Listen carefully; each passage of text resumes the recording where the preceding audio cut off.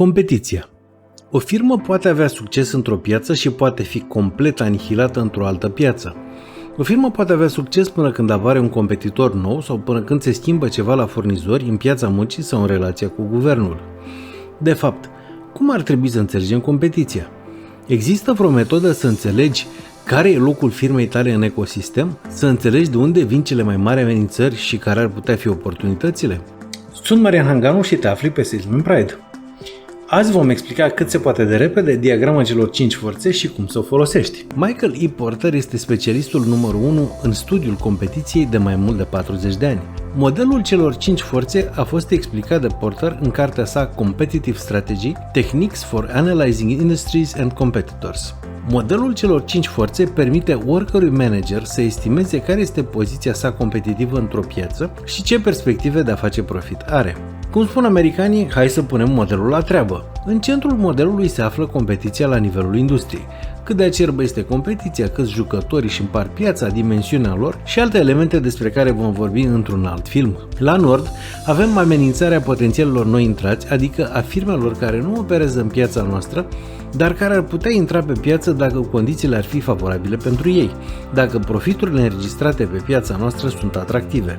Aceste firme pot fi firme din alte industrii care pot decide să fabrice sau să vândă produse pentru piața noastră sau firme străine din același domeniu care nu vând încă pe piața noastră, dar ar putea decide să o facă. La sud avem amenințarea firmelor care fabrică produse de substituție. Carne de pui este un substitut pentru carne de vită. Dacă prețul crește la carne de vită, atunci consumatorii vor cumpăra mai mult din alternative.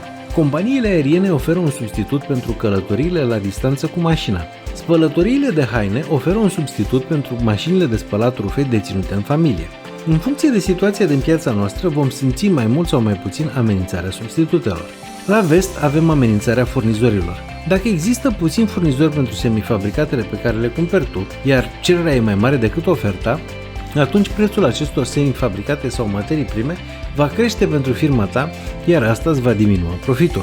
La est avem amenințarea puterii de negociere a cumpărătorilor. Dacă cererea e mai mare decât oferta pentru produsele tale și există mulți cumpărători potențiali, atunci puterea ta de negociere va fi mare, iar profiturile vor fi mari. Dacă însă ai puțini cumpărători potențiali și mulți competitori de la care aceștia ar putea cumpăra, atunci puterea ta de negociere va fi mică, iar marjele de profit vor fi mici. În fine, deasupra tuturor, într-o dimensiune 3D, trebuie să vedeți guvernul cu puterea sa de reglementare și de influențare a oricărei industrii. Guvernul poate transforma o piață dintr-un paradis al profiturilor într-un iad al impozitelor.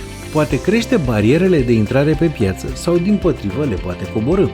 Poate interveni pentru a favoriza anumiți competitori sau poate oferi sprijin și comenzi uriașe. Asta face ca guvernul local și central să fie o forță de care trebuie să țineți seama când analizați poziția competitivă într-o industrie și potențialul de profit.